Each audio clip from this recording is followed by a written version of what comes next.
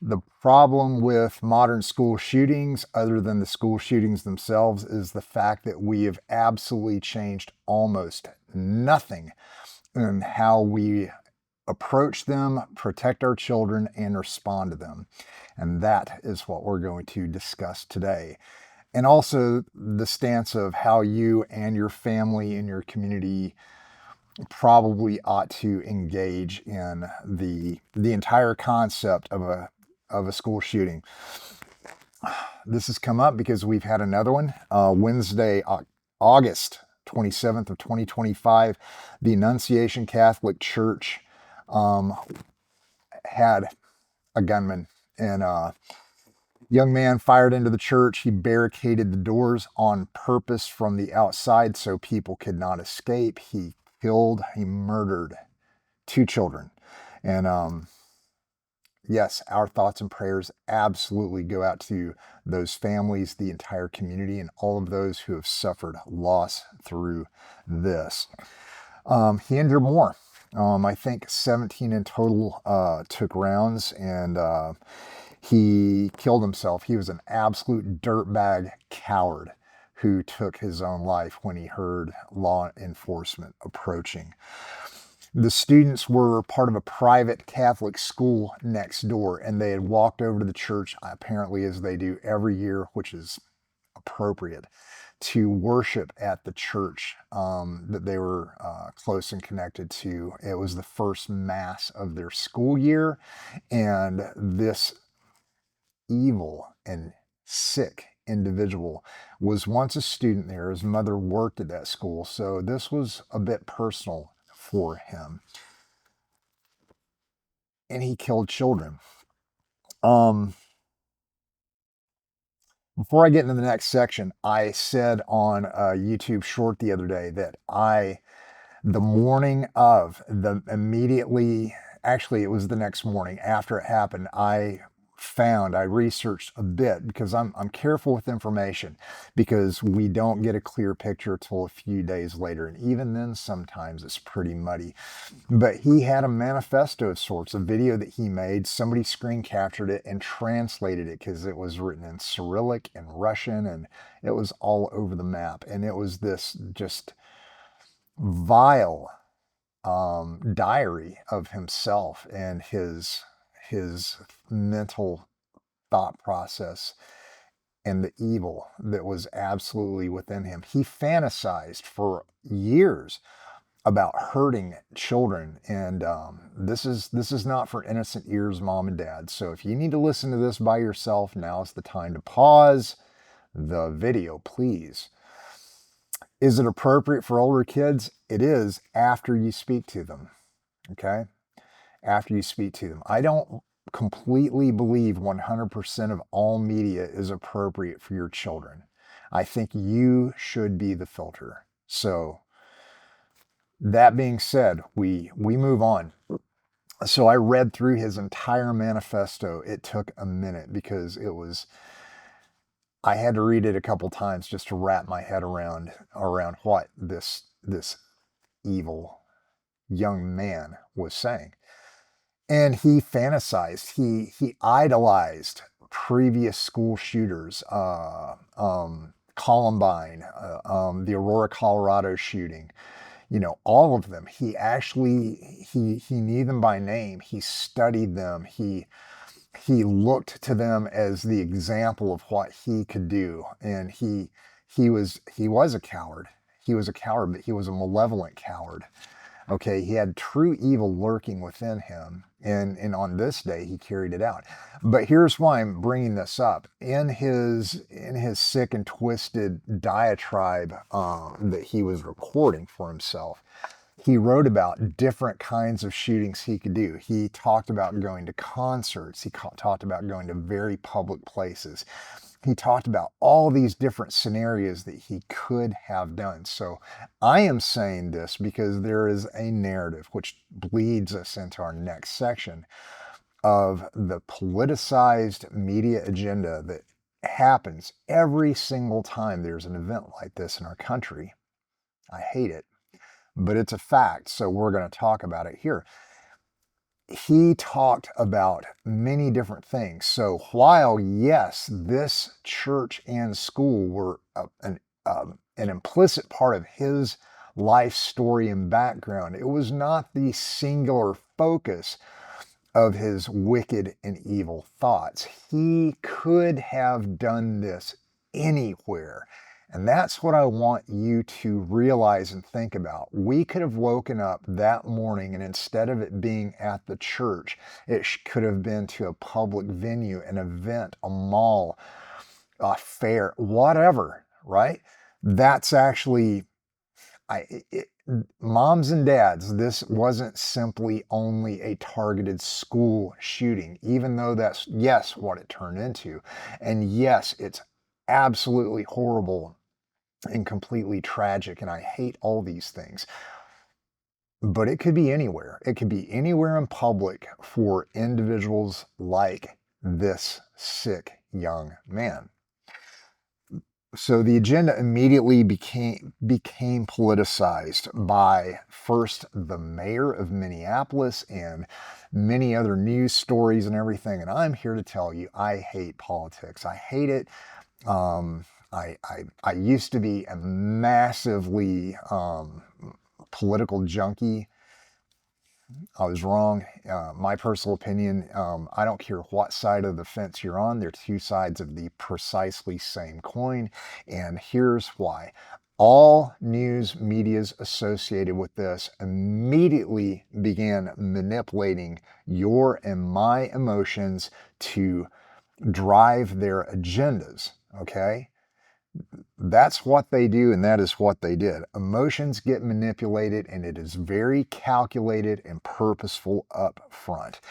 And the Minneapolis mayor immediately jumped on this because they have taken and usurped responsibility and authority away from you, mom and dad.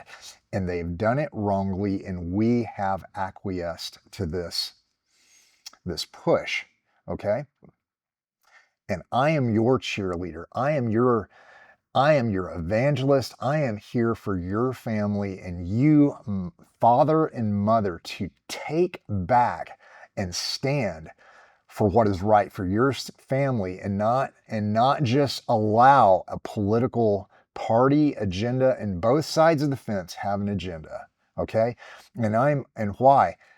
Nobody loves and cares for your children like you do. They will not.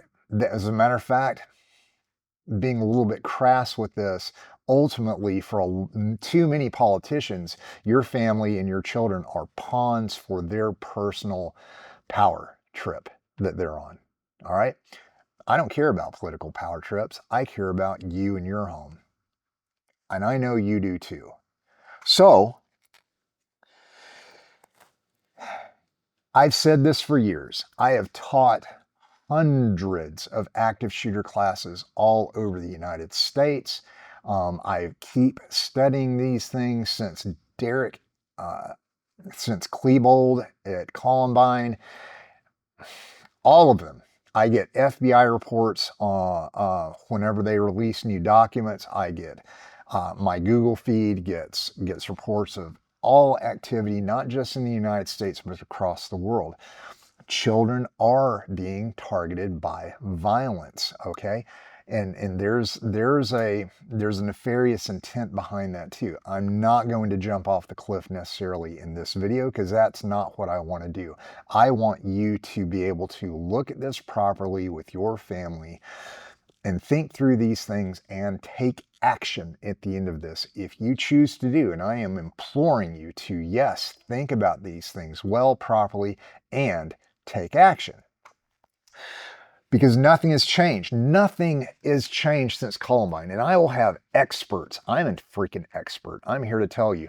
There's other experts who will get in my grill and say, no, there's plenty of change. We have policy. We have this. We have that. No, schools are still fundamentally unprotected. There's still lack of good access control. There are no protectors at school. That's the big number one. There's no one standing to protect our children, hardly at all. Yes, I know there are unicorns out there where schools actually have engaged with private security or have trained people on their staff. God bless them. And I mean, thank you for that. But across the board, as a broad brush stroke looking at our nation, nothing has changed. Shooters usually have pre-attack, pre-threat, pre-attack indicators that they are somewhat public about. Somebody knows, I guarantee, because they're sitting on this one because it does not fit this modern political ideology of the shooter. They're sitting on information that will come out later that, yes, he spoke to someone. Yes, somebody had an idea, because almost every single time people look at these shooters and say, yep, that one, we always knew something was going on with that one. All right. They can't hide it. And usually they don't. It takes a very particular kind of individual to truly be silent about their intentions over time and keep it under wraps of what they want to do. And am I looking for the authorities to protect us from all things? No, because they cannot and they do not. There's been so much evidence that the FBI themselves, our Federal Bureau of Investigation, had pre-threat, pre-attack articulations from shooters who carry out these wicked and nefarious acts. And they do what with it? They do nothing with it. Okay? So, mom and dad, this is not to leave you in a state of fear. This is to pull your head up and allow you to grasp this concept and realize it is you and your family, and then your friends' families and your community, that needs to hold these people who work for us to account, and not just demand change, not just say something, but make them. Yes, I am saying force them into change by taking this action and this responsibility into your hands. Am I telling you to arm up and do something about it? Not really, but maybe, in the sense that you can protect your children. You're their parent. You're allowed. It's your right. No, it's not just your right, it's your responsibility.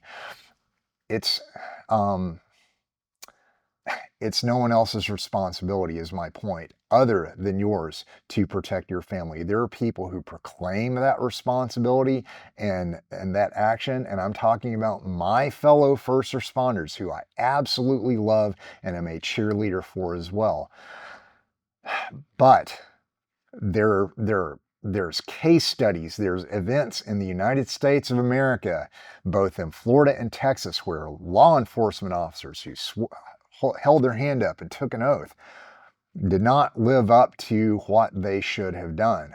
They actually absolutely, they allowed other children to get shot and die. Okay? Rightly or wrongly, this is what happens. So, and I'm not hitting you with the fear hammer on purpose. No, I hate that. My guts are twisted up thinking about this because I've been doing the research on this. I've been listening to all the stupid news stories about this and all the pablum that is associated with said news stories. And I can't stand the thought of my children or your children or any kids getting hurt. I hate it. Kids are my line in the sand, and I will die on that hill every day to protect children, our children. So, what can we do? Well, first, I've said it a couple times, not only should you think about these things, but you need to grasp the entire picture that you and you alone ultimately are responsible for the safety and security of your children and your families. So engage. Instead of being the quiet, silent majority, God, I hate that term. Knock it off. We need to not be obnoxious, obtuse, and loud and proud like so many that are examples in the media today. But no, we need to speak. We need to speak with each other and Stop pretending like these things don't happen, because every parent wakes up when they take their kids to a school, or when you walk out your door to go anywhere in the United States. Nobody's sitting there thinking, today's the day where something catastrophically awful is going to happen to us. And I don't want anybody to, okay? I want you to take a breath and enjoy that freedom that absolutely we live in. Because truthfully, mass shootings are pretty rare in society, but they have been on the rise exponentially since Columbine. That is simply a fact. Violence in general is on the rise within our culture, and law enforcement overall, not all departments, and I am not speaking about individual every single cop that's out there, but I am saying as a whole, law enforcement is doing less and less because their hands are tied, and also because each individual police officer is now held liable legally for their actions, right or wrong. All of these things are part of this conversation of the culture that we live in today. So, mom and dad, it's indicative on you to embrace this. I am responsible for my children's safety. Can I guarantee their safety in all aspects of life? No, I'm not saying that either. Things happen. Events take place, whether we like it or not. The difference is, where I'm trying to lead us all into, is no, we are the ones who need to speak about these things. You need to speak to your spouse. You need to speak appropriately but clearly to your children, and not make up stupid names, and not pretend like these things don't exist, and not talk to them about these things, because we're raising men and women who need to be able to face these things for them and their children in their future. The guns will not go away. I am here to tell you, there are countries in the world where guns are completely outlawed and violence still exists. Britain is my number one thought in mind, and knife violence has exponentially exploded more than gun violence here, far more. And to the point where they're trying to outlaw knives. Matter of fact, they have. So, a gun is a tool. It's not the thing that does the evil. It's men that do evil. Evil men do evil things. All right. This was an evil man. All right. He was playing a fantasy game with himself and the rest of society, pretending that he wasn't what God created him, and pretending that he was a woman. It's a lie. I will not support it. I will not use pronouns, and I will not pretend that these things are true. I do not live in a fantasy world. I live in the real world, and God created us man and woman. He created us at the beginning. Okay, there's my stance, like it or not. And so he was already exhibiting clear signs of something's off here. Something is wrong with him. Yes, if you have to pretend that you're something other than God made you, something is wrong with you, and you need more than just help.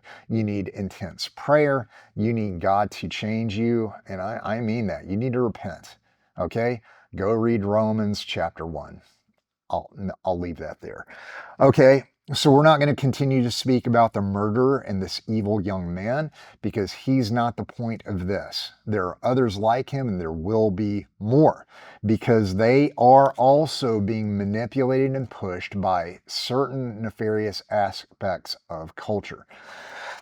So, mom and dad, speak to your family, speak to your children, and now speak to your friends. Speak to the mom and dads that you are friends with, that your kids hang out with, that they play with, that you fellowship with. Speak openly. Don't pretend like these things don't happen, because you have to, as a body, change your community. You have to lead the change. I don't live where you live, and I cannot do it for you. So, number one, are all schools evil and just bad? No, not saying that. This specific example was families paying for private a private faith-based school to send their children to because they did not want what was going on in regular public schools with a state-led agenda.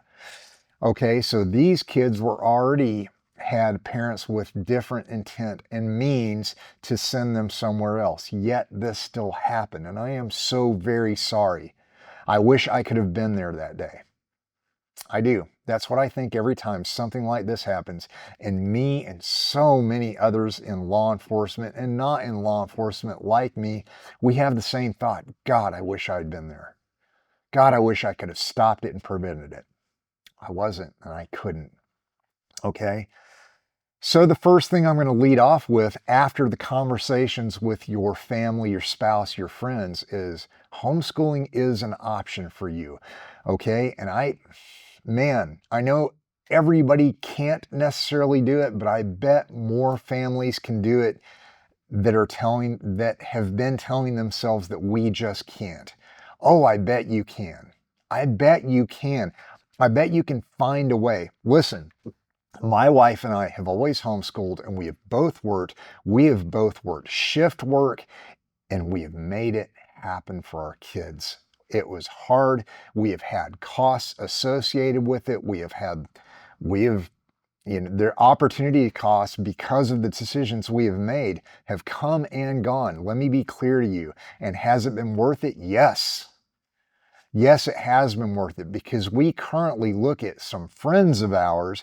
Some of them do send their kids to private schools. Many of them send their kids to public schools. Are our kids better than their kids? No, that's not what I'm saying. But are our kids different fundamentally?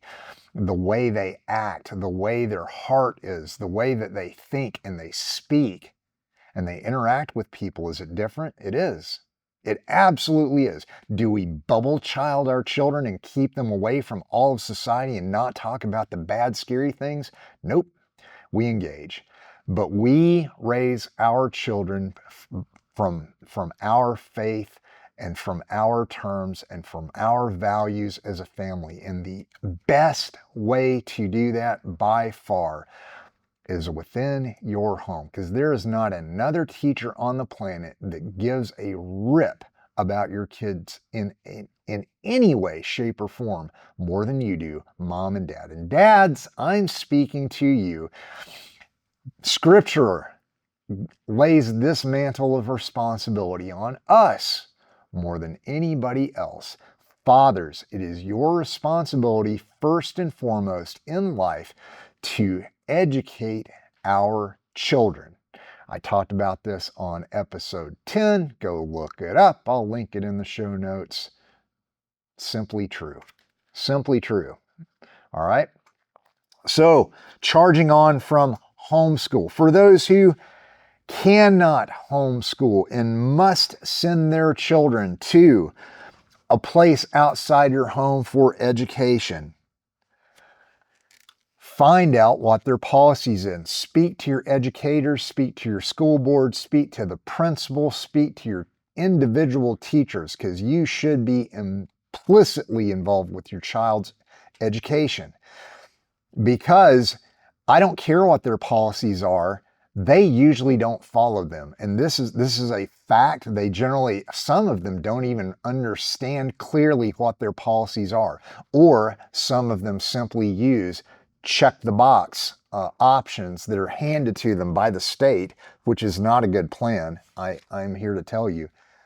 And they just say, yes, we have policies in place. Well, I stated up front that the policies and procedures that we have had since Columbine are not helping anyone. They're not saving kids. They're not fundamentally any different because they follow this model. The FBI made a video years ago called Run, Hide, Fight. It's free. You can look it up on YouTube. It's about a 10 to 15 minute video. It's very short. And you know what? It's better than nothing if nothing is what you've got. If you don't speak about anything and you only watch that video, well, it's better than not watching that video, I suppose. But coming from the industry that has taught this, has studied this, that has made this was my vocation for a long time, of actually keeping other humans safe from people with nefarious intent. It's not good enough to stop with that. Okay. Sheltering in place for most schools is the wrong idea. Making space, having a plan for barricades is a better idea. Having protectors on campus is the ultimate idea. And am I talking about militarized people up front, checking everybody? No.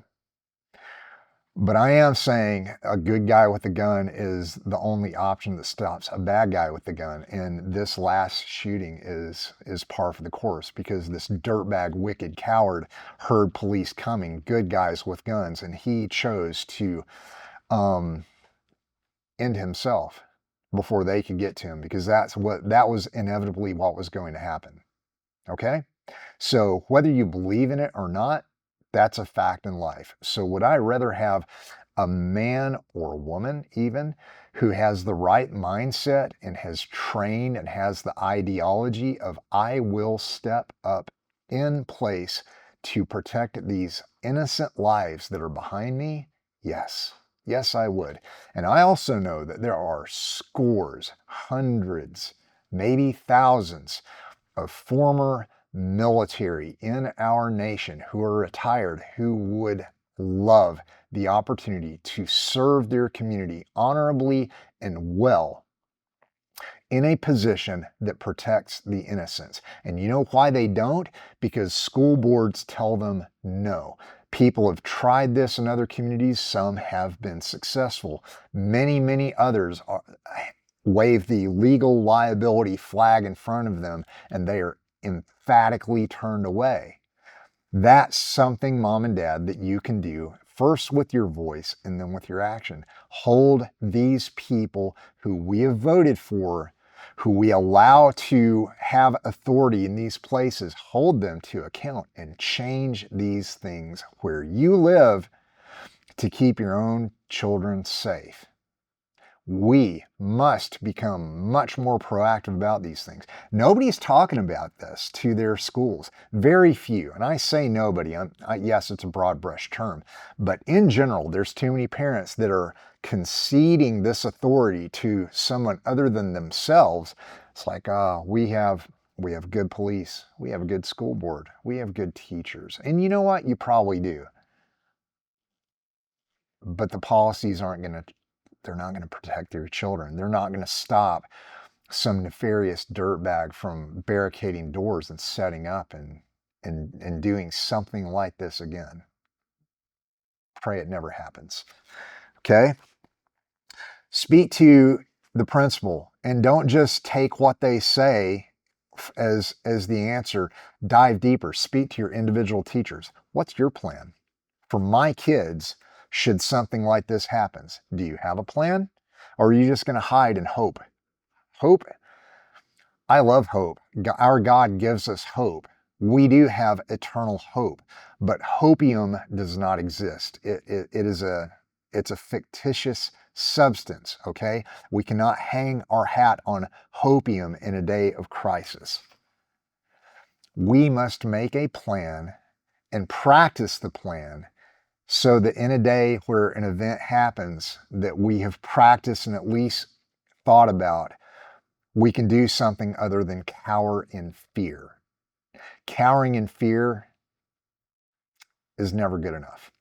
It takes action to make change, okay? So lead this change and lead these conversations, okay? Making space is the ultimate plan. If a shooter is shooting up a place and there is another exit or there's a window to break out of and the shooting is coming from over there and you can leave from back there, then leave from back there. And then have premeditated processes and plans going on. If we do have to leave from back there or we have to leave from over there, where are we going to meet up? What's the plans? What are the routes that we can take? What are the different ways we can get there? Where's the meetup spot? I mean, come on, talk through these things. Again, I don't know your community, but it's like, we're going to meet at such and such drugstore. We're going to go in there. We're going to say, call the police, blah, blah, blah. All the things. And yes, call the police, but have a plan. If you do need to fight, have you guys talked about that? Have you talked about with the teachers there? Are you willing to fight for my children? Are you willing to throw up barricades? What are you willing to do? This is where you work. These are the children that we trust you. And am I laying the mantle of responsibility on the teachers? No, but they do love the kids, and there have been teachers all across the United States who have paid the ultimate price with their own lives protecting those children that they serve and love. God bless them, okay? But you, mom and dad, need to know what kind of teachers you have, what their answers are. And you know what? Find out. Find out. Find out who and what they intend to do. You must do these things because these are your children. This is where you're sending them to learn, to become educated. Find out. All right. Barricades. Does your school have barricades other than that big door and a lock on it? Do you know that there are ballistic barricades that are created out there that schools can have? There are things that you can pull over a door because an active shooter, okay, here's what active shooters do. This is part of what I teach all across the United States. I have had grown men and women, when I ask this question, answer me in this way. What will you do when confronted, if you're ever confronted with an active shooter? And so many people said, I will do whatever they tell me to do. Well, here's a fundamental difference between a hostage taker and an active shooter. The hostage taker wants to take hostages, and they want those hostages in exchange for something. Active shooters are not hostage takers. They don't want to take hostages. Active shooters' final intention is to have the highest body count they can. That is their driving agenda, and that is the only thing they want to do. They don't want to take hostages. They want to kill people. Period. Okay? I'm not saying this to hurt your feelings, but this is a fact that has been studied and is absolutely true. So I don't want you to engage in conversation with an active shooter. I want you to either defend yourself, hurt them implicitly, make space, leave, protect, do anything, okay? We need to set things up in our classrooms that can protect us. There are ballistic walls and shelters that can be had. There are curtains that can be pulled in front of the doors. There are objects that can be thrown. You ask any of my children, all 4 of them will tell you. I ask them all the time. I talk to them about anything. And I say, what is a weapon? And they say, everything is a weapon, Daddy. Am I making little bloodthirsty, killers? No, they might be someday if they have to be, but that's not my desire. I don't want just violent kids. I don't want violent men and women, but I want men and women who are capable of doing harm to people who have horrible, evil intentions against them.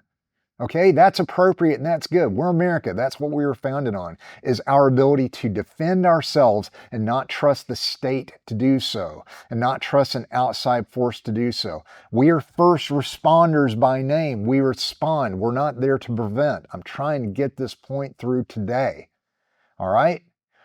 Make a plan with your children. Reach out to me if you have very specific questions. Support at FamilyReadinessProject.com.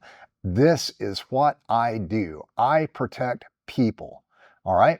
I will gladly answer your questions. I will make more videos about this, doing deep dives in the future. I'll make trainings. I'll do whatever it takes. But I want to keep you and your children alive, happily functioning, and free for the rest of your life. And if somebody comes and wants to change that plan, I want you to enact the freedom of choice and action that you are capable of in that moment. Because you know what? It's not okay for somebody else to enact that upon you. Okay. Meetup plans. Protectors. There's always intelligence. Listen, ask your children, have regular conversations. We talk about this incessantly on this channel. Have regular conversations with your children and their friends, with other parents. Have you heard anything weird? Do I want a nanny state and the freaking Gestapo listening to conversations like, oh, so-and-so said such and such. It's like, no. Kids are kids. They They say stupid stuff all the time. But if you see a pattern of a kid who is alone and counterculture and not engaging with people, and they give indications by word or action, are all quiet kids like secret killers? No, there's just some really shy kids out there. God bless them. Love on that kid. Be a friend, play chess with them. I don't know. Read a book. Read to them. Talk to them. Find out about them. But don't ignore them. And also don't ignore what is in our face over and over again, because there are pre-threat, pre-attack indicators. And yes, they are almost always loners. They are almost always very counterculture. Why? Because they have been groomed by counterculture, by people with wicked, evil, and nefarious intent, because those people want your kids to be like them. Okay? This exists in our world today. This is the video I wanted to make for you guys today. This is Family Readiness Project episode 11. And at the end of the day, what can we do? Well, we can believe. We can have faith in God that He created us in His image and He loves us. He sent His Son to show us, to clarify to us what living life abundantly is. He died on the cross, and He rose up, and He is in heaven, and He is going to come back. Okay? This is our hope. That's what hope looks like. After that, believe in what He and the entire Bible says. It is our responsibility to raise our children well. It is no one else's. So let's raise our children well. So let us pray. Let us pray. Unlike what the Minnesota mayor and so many in media and politics say, they say God is not your answer. Prayer is not your answer. We are. And that's actually what they're telling us. We are your answer. You know what? You're not. You're a liar. You're a fundamental political liar, because nothing you have done in the past has made a stinking bit of difference. But families can. You can make a difference, mom and dad, and only you. Through God, through our faith, through living this life the way He made us to be, to reclaim the authority over your home and your family and loving them the way that He made you to love them. You can make this difference. And you more than anybody. So pray to God about these things. Pray for His wisdom and His guidance to lead you through these things. Prayerfully have conversations like I have implored you to do. And then don't just speak, do. Be a people who do the things that need to be done. Hold others to account. Hold yourself to account. Raise your children well and engage with these things. I pray for you all. I love you all. I love the families who engage with me on here. I would love to hear from you. Everybody I know has a story. Every single active shooter class I have ever taught has somebody who has known someone or who has personally survived an event. I learn from everybody, and I am asking you, please reach out to me, because I learn from every single one of you, and I appreciate you. I appreciate your voice. I am going to be your cheerleader for your voice and to stand in your faith. Okay, I'm Rick Seigmund. Thank you very much. I will see you soon.